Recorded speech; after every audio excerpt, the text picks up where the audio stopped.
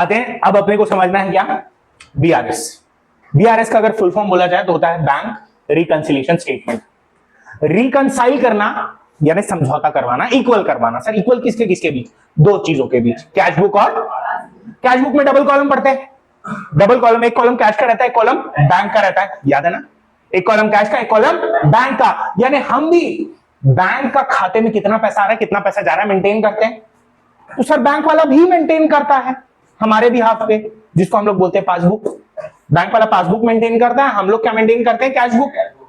यानी हमारा जो कैशियर वगैरह रहते हैं उन लोग कैश बुक मेंटेन करते हैं, बैंक वाला जो है वो पासबुक मेंटेन करता है। और इनमें कभी कभी अगर डिफरेंस आ जाए तो आपके लिए प्रॉब्लम क्रिएट हो सकती है। सर क्यों, आपने मान लो 5,000 रुपए डाल दिया बैंक में, अब बैंक में पैसा चेक के थ्रू अगर आता है, चेक के थ्रू अगर पैसा आता है तो कुछ समय लग जाता है। और मान लीजिए आपके अकाउंट में जीरो था, आपके अकाउंट में कितना था, जीरो, आपने 1 लाख रुपए उठा के डाला, 1 लाख रुपए का चेक किसी से मिला था, आपने उठा के डाल दिया।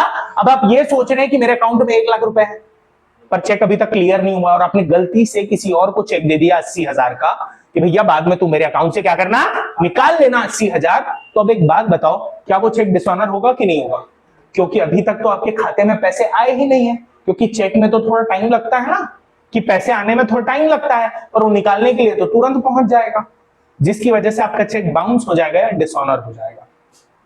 इसीलिए हम बनाते हैं बैंक रिकंसिलिएशन स्टेटमेंट, ताकि हमको पता रहे कि ये दोनों बैलेंसेस इक्वल चल रहे हैं। क्या कर रहे हैं, दोनों बैलेंसेस इक्वल चल रहे हैं, इनमें कोई भी डिफरेंस नहीं है।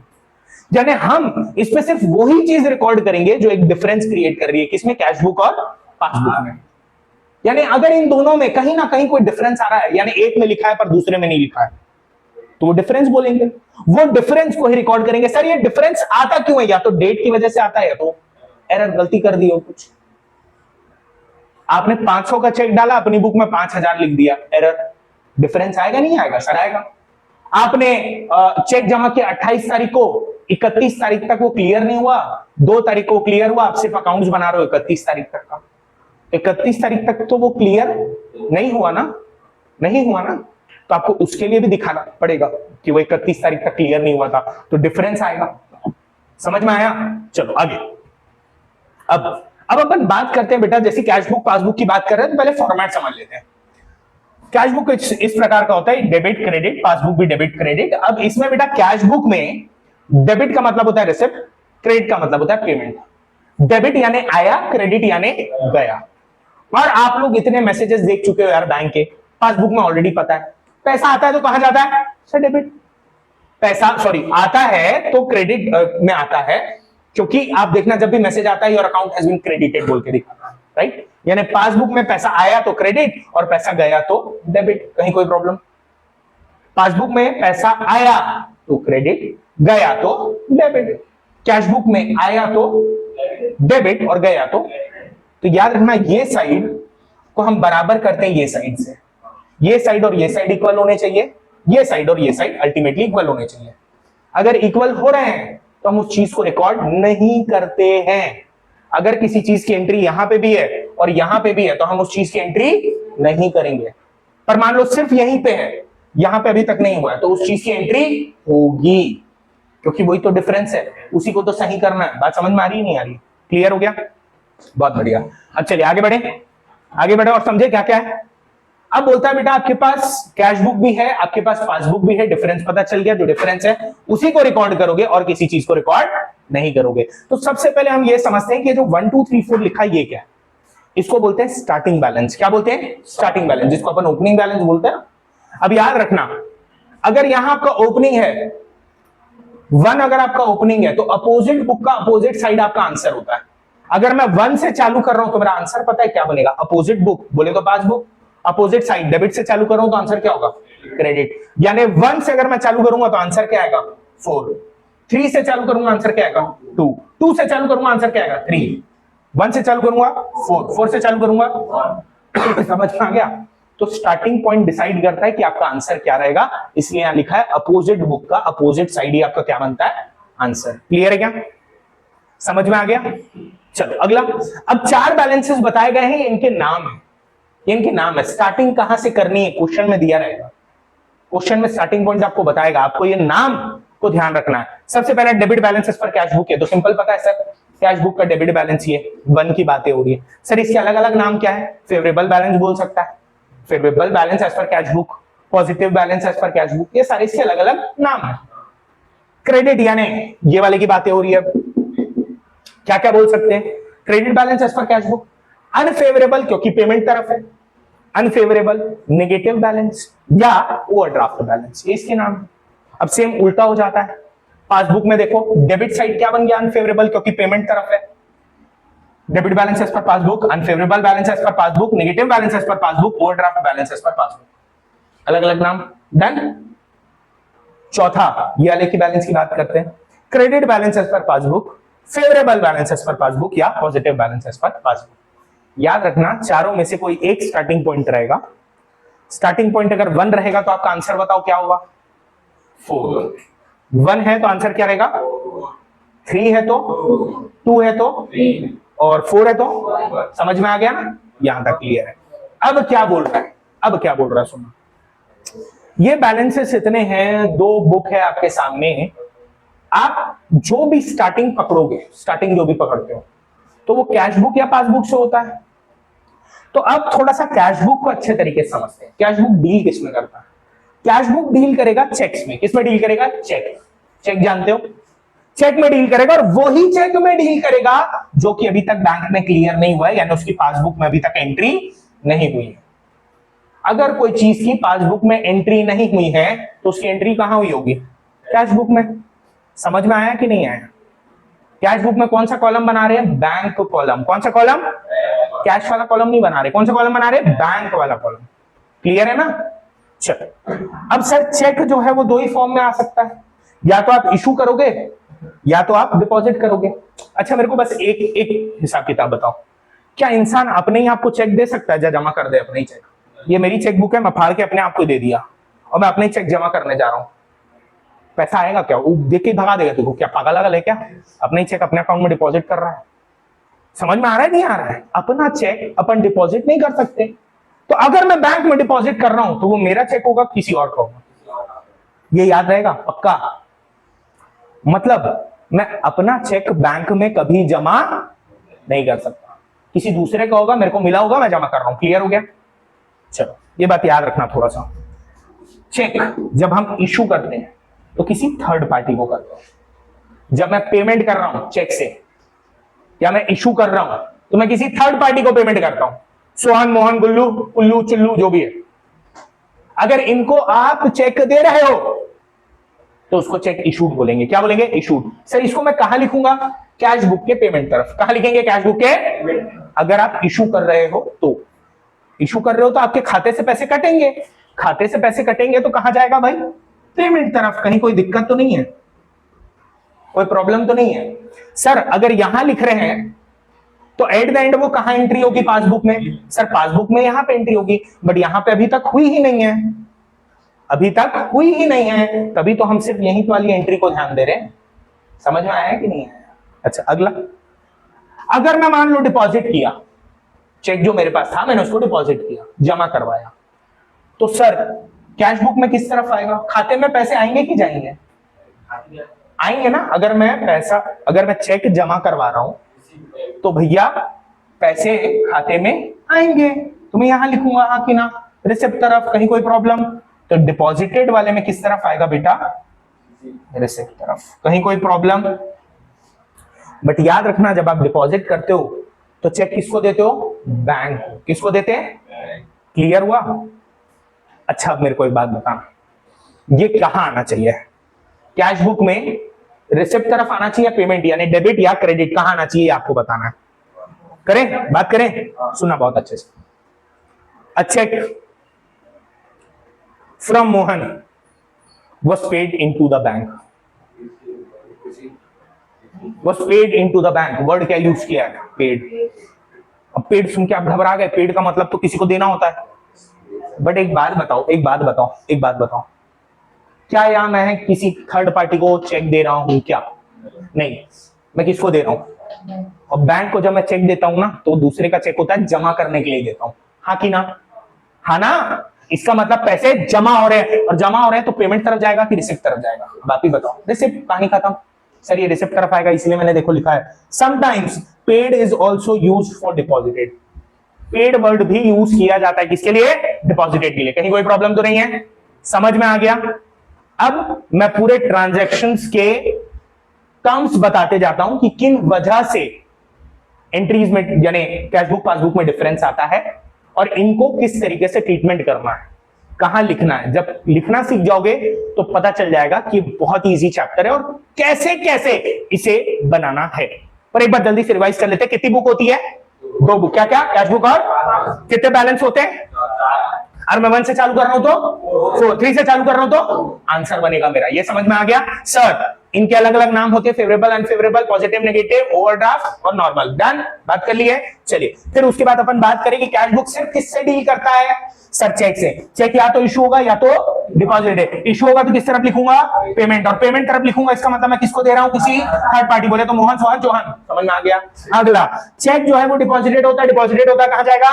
बैंक में। अगर बैंक में गया तो उसके लिए कभी कभी कोई वर्ड क्या इस्तेमाल करते हैं sir? Paid into the bank. तो पेड देख के घबराना नहीं। समझ में आ गया? Clinical clear? चलो सुनो, अब बेटा अपने को इतना पता है कि कुछ आइटम्स जो है वो डिफरेंस क्रिएट करते हैं, या तो डेट की वजह से या तो एरर की वजह से। अब उन्हीं के बारे में बात करने वाले हैं कि अगर कोई डिफरेंस क्रिएट कर रहा है तो सर उसको किस तरफ लिखेंगे, कहां लिखेंगे और क्यों लिखेंगे। अगर कहां और क्यों आपको ये पता चल गया ना बेटा, कहानी खत्म है। चैप्टर बहुत इजी है, मैं बार बार बोलूंगा। पहले तो आप ये बात ध्यान रखें, कैश बुक और पासबुक पहले ये डिसाइड करना पड़ता है एंट्री कहां होनी चाहिए। क्या डिसाइड करना है? कैश बुक या पासबुक एंट्री कहां होगी। जैसे बुक डिसाइड कर लिए, उसके बाद आप ये सोचो कि यार वो रिसिप्ट में जाएगा या पेमेंट में। पहले बुक डिसाइड करना। पूरे क्वेश्चन को पढ़ते सही थी डायरेक्ट एकदम खुद ने मत लग जाना कि यहीं जाएगा। पहले बुक डिसाइड करो दोनों में, इंकी पिंकी पॉन्की। हाँ ये अब ऐसे डिसाइड मत करना, थोड़ा देर। चलो बात करते हैं पहले की। आते हैं check issued but not presented for payment. Present नहीं हुआ है पेमेंट में। प्रेजेंट जो किया जाता है वो बैंक में किया जाता है ना। पासबुक, पासबुक में अभी तक बात नहीं गई है। पासबुक तक बात नहीं गई है तो बात कहां पे होगी? कैशबुक में ही होगी। मैंने चेक किया है, इशू किया है। इशू यानी किस तरफ लिखना चाहिए सर? कहां लिखना चाहिए? इशू का मतलब क्या रहता है सर? इशू का मतलब रहता है मैंने चेक किसी को दिया। मैंने चेक किसी को दिया। इशूड का मतलब यही होता है, अगर मैं किसी को दे रहा हूं तो मैं पेमेंट कर रहा हूं कि मुझे मिल रहा है? सर पेमेंट कर रहे हैं तो पॉइंट नंबर 1 आएगा इधर, पेमेंट तरफ। बात समझ में आ रही है कि नहीं आ रही है? क्लियर आया? क्योंकि वर्ड क्या यूज किया? Check issued but not presented for payment. कहीं कोई दिक्कत? अगला, check deposited into the bank but not yet cleared. Again bank तक बात गई है क्या? खुद ही बोल रहा है नॉट येट क्लियर्ड। बैंक तक बात नहीं गई है, यानी बात कहां पे है? कैशबुक में बात है। कैशबुक में बोलता है चेक डिपॉजिटेड, यानी मैंने जमा किया है। अगर मैं जमा करता हूं पैसा आता है कि पैसा जाता है? अगर मैं चेक जमा करता हूं खाते में तो पैसा आता है कि जाता है? सर आता है। तो चेक डिपॉजिटेड में पैसा आएगा। आएगा तो कहां लिखूं सर? रिसिप्ट तरफ, यानी पॉइंट नंबर 2 इधर पे। बातें समझ में आई? सर ये क्या रहेगा? Check issued but not presented. Sir ये क्या रहेगा? Check deposited but not yet cleared. Clear हो गया? समझ में आ रही है बातें? ये दो अच्छे से आ गया ना। थर्ड पे चलते हैं। Interest credited bye the bank but not recorded in the cash book. अब ये तो खुद ही बोल रहा है सर कैश बुक में बात आई ही नहीं है, ये तो पासबुक में हो रहा है। सर कैसे? क्योंकि इंटरेस्ट बैंक ने दे दिया है बट आपको बताया नहीं। आपको बताया नहीं तो आपने कैश बुक में एंट्री नहीं की है। आपको क्या कॉल करके बताता है भैया इंटरेस्ट डाल रहा हूं जल्दी से लिख ले, नहीं तो मैं ही भसका दूंगा? ऐसा है क्या? नहीं ना भाई। वो क्या करता है? धीरे से आपके अकाउंट में इंटरेस्ट को क्रेडिट कर देगा। अब यहां पे पासबुक की सबसे खास बात ये रहती है, अगर वो क्रेडिट करने बोलेगा तो क्रेडिट में लिख देना, डेबिट करने बोलेगा तो डेबिट में लिख देना। यहां क्या बोला है? Interest credited bye the bank, यानी कहां लिखना है मेरे को? सर क्रेडिट में। क्रेडिट बोले तो रिसिप्ट, यानी मेरे को मिला है। बात समझ में आया? हाँ कि ना? मेरे खाते में पैसा आया है। थर्ड पॉइंट, कोई प्रॉब्लम? कोई भी problem? First second third 3 point clear हो गए, कोई डाउट तो नहीं है? आगे बढ़ते हैं। पॉइंट नंबर 4, बैंक चार्जेस या interest charge by the bank but not recorded in the cash book, cash book में रिकॉर्ड नहीं हो रहा है, कहां रिकॉर्ड हो रहा है, पासबुक में। बैंक चार्जेस, खर्चा, बैंक वाले कुछ कुछ transaction charge, SMS charge, ATM charge ये सब कट करते हैं ना, उनको अपन बैंक चार्जेस बोलते हैं। आप अगर कुछ टाइप का लोन लिए हो तो इंटरेस्ट भी तो कट करते हैं उन लोग, इंटरेस्ट भी तो कट करते हैं। तो आपके अकाउंट से पेमेंट हो रहा है कि पैसा आ रहा है? सर पेमेंट हो रहा है, पेमेंट हो रहा है तो किस तरफ लिखूंगा? पासबुक के डेबिट में, डेबिट में पॉइंट नंबर 4। समझ में आया? क्लियर आ रहा है? Point number 5, interest and dividend collected by the bank. अब मैंने क्या किया, बहुत जगह इन्वेस्टमेंट करके रखी है। अब जब मैं इन्वेस्टमेंट करता हूं तो वहां से मेरे को डिविडेंड या इंटरेस्ट मिलता है, ब्याज मिलता है ना, डिविडेंड प्रॉफिट मिलता है। मैंने कहीं इन्वेस्टमेंट किया है, वो सारे के सारे इन्वेस्टमेंट का पैसा कहां आता है? मेरे बैंक में। अगर बैंक में आता है, मेरे को बता के आता है क्या, ए भाई साहब तेरे बैंक में आ रहा हूं, तैयार रहे। मेरे को पता है क्या? नहीं, बिजनेसमैन को नहीं पता, वो डायरेक्ट बैंक में आता है, यानी कैश बुक में एंट्री नहीं होगी। कहां होगी? पासबुक में। पैसा आ रहा है कि पैसा जा रहा है? आ रहा है तो किस तरह? पेमेंट की रिसिप्ट। सर रिसिप्ट, क्योंकि पैसा आ रहा है तो 5वां पॉइंट रिसिप्ट। समझ में आया? चलिए नेक्स्ट की तरफ बढ़ते हैं। अब बात करते हैं आगे का।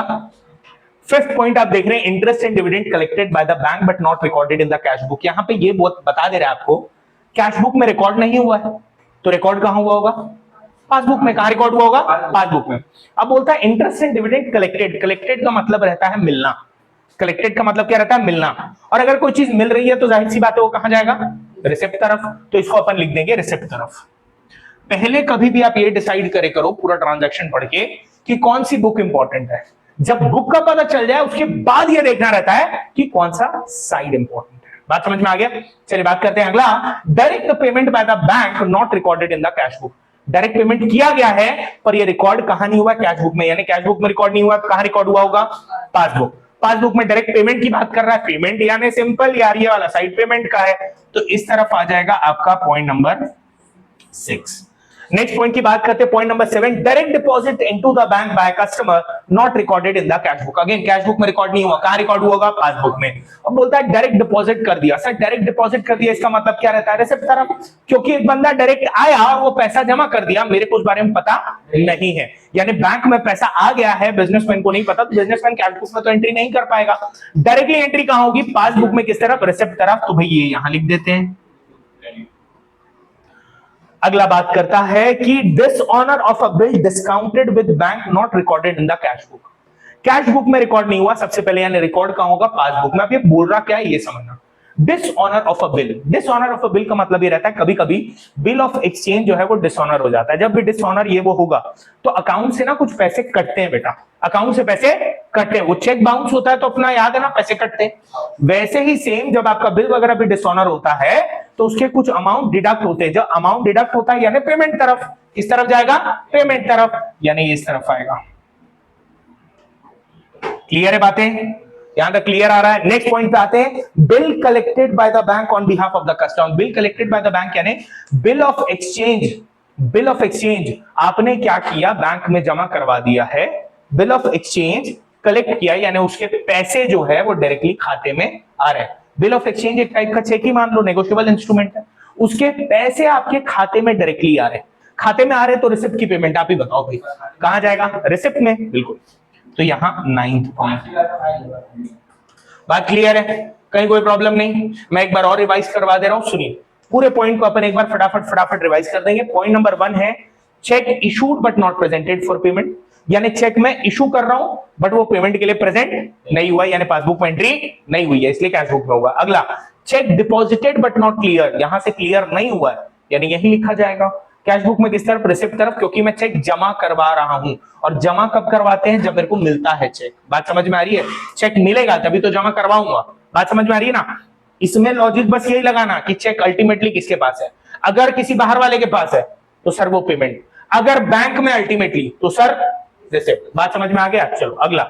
अब ये पूरा कैश बुक में डायरेक्टली बोल देगा कैश बुक में एंट्री नहीं हुई है तो पासबुक में हुई है। थर्ड पॉइंट में अपन ने क्या देखा था? Interest charge, interest credited bye the bank. Interest credited bye the bank, direct बोला क्रेडिटेड का मतलब इंटरेस्ट मिल रहा है। इंटरेस्ट मिल रहा है। कोई भी बैंक वाला आपको कॉल करके नहीं बोलेगा मैं इंटरेस्ट दे रहा हूं। भाई साहब वो इंटरेस्ट आपके अकाउंट में डाल देता है तो आपको पता नहीं चलता। तो आपके खाते में इंटरेस्ट आ जाता है, तो डायरेक्ट क्रेडिट में लिख देना। बात समझ में आई, यानी मिला। अगला क्या है, चौथा पॉइंट, इंटरेस्ट चार्ज या bank charges bye the bank. Bank charges या इंटरेस्ट जो है वो चार्ज करता है बैंक। आपको एटीएम वगैरह देता है, उसके सालाना कुछ चार्जेस रहते हैं। आपने कभी लोन वगैरह लिया है, कुछ भी इंटरेस्ट यानी ब्याज अगर उसको कट करना है तो आपके खाते से काट लेता है। और आपको भाई कॉल वॉल करता है क्या? नहीं, वो डायरेक्ट कट कर लेगा। तो पासबुक के किस तरफ लिखेंगे आप? पेमेंट तरफ, क्योंकि खाते से आपके पैसे जा रहे हैं। अगला क्या है, पांचवा, interest and dividend collected by the bank but not recorded in the cash book. यानी कैश बुक में रिकॉर्ड नहीं हुआ और इंटरेस्ट और डिविडेंड कलेक्ट हुआ यानी मिला। मिला तो कहां लिखेंगे यार?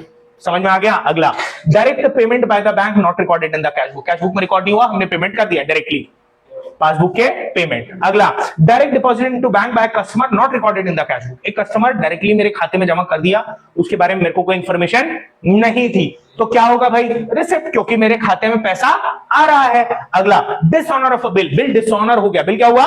डिसऑनर हो गया, और उसका अब कुछ ना कुछ पैसे तो कटेंगे ना। कटेंगे तो किस तरफ आएगा? पासबुक के पेमेंट तरफ, क्योंकि जब भी डिसऑनर होता है पैसे कटते हैं। अगला, bill collected by the bank. जब भी कलेक्टेड बोलेगा इसका मतलब क्या है? कुछ पैसे आ रहे हैं, पैसे मिल रहे हैं। Bill collected by the bank on behalf of the customer. Customer के बेसिस पे बिल का पैसा इन लोग ले रहे हैं, तो पैसा आ रहा है।